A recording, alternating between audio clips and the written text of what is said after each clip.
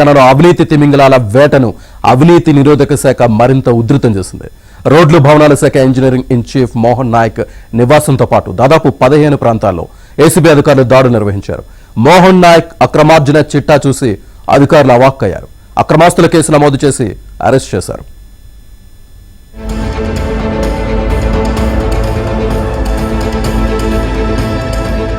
ఆర్ఎన్బిఎన్సీ Mohan Naik నివాసాలపై ACB అధికారులు మెరుపు దాడులు చేశారు.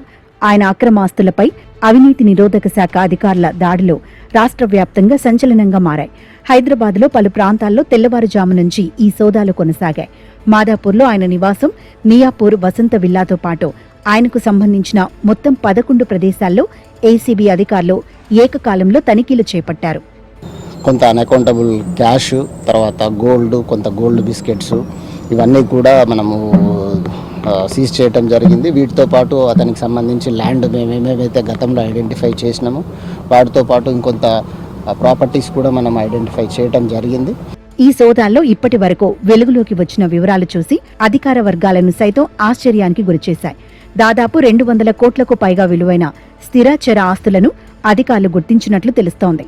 ఆయన నివాసంలో 60 లక్షల నగదు, బ్యాంకు ఖాతాల్లో సుమారు 1,60 లక్షల నగదు నిల్వలున్నట్లు గుర్తించారు.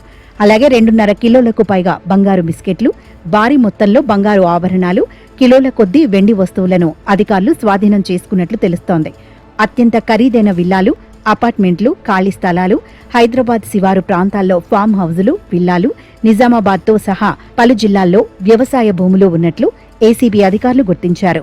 ఆయన ఉద్యోగం చేసుకుంటూ ఉద్యోగంలో వచ్చే జీతం కంటే కూడా అధికంగా అక్రమంగా సంపాదిస్తున్నాడనే అలిగేషన్స్ పైన ఎంక్వైరీ చేయడం జరిగింది.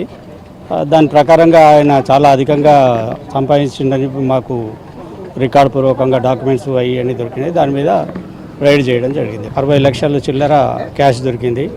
ఒక 15 గోల్డ్ బిస్కెట్స్ దొరికినాయి. మోహన్ నాయక్ పై కొంతకాలంగా పెద్ద ఎత్తున అవినీతి ఆరోపణలున్నాయి. రోడ్ల నిర్మాణాలు, ఇతర అభివృద్ధి పనులకు సంబంధించిన కాంట్రాక్టుల్లో భారీ మొత్తంలో కమిషన్లు తీసుకున్నట్లు ఏసీబీ గుర్తించింది. టెండర్ నిబంధనలను ఉల్లంఘించి తనకు అనుకూలమైన కాంట్రాక్టర్లకు పనులు కట్టబెట్టడం ద్వారా భారీగా అక్రమ సంపాదన కూడబెట్టినట్లు ఏసీబీకి ఫిర్యాదులు అందాయి. ఆర్ఎన్బి శాఖలో పలువురు అధికారులు, సిబ్బందితో కలిసి జిల్లాల వారీగా నెట్వర్క్ ఏర్పరచుకుని 100 కోట్ల రూపాయల అవినీతికి పాల్పడ్డారనే ఆరోపణలు వినిపిస్తున్నాయి. తన శాఖలో కీలక నిర్ణయాలు సైతం ఆయన అనుమతి లేకుండా జరగవని ప్రభుత్వ వర్గాల్లో చర్చ నడుస్తోంది. ఇప్పటికే వెలుగులోకి వస్తున్న ఆస్తుల వివరాలను బట్టి సోదాలు మరింత విస్తరించే అవకాశం ఉందని తెలుస్తోంది. ఆస్తుల పూర్తి విలువను నిర్ధారించేందుకు ఇంకా సమయం పట్టే అవకాశం ఉందని అధికారులు చెబుతున్నారు.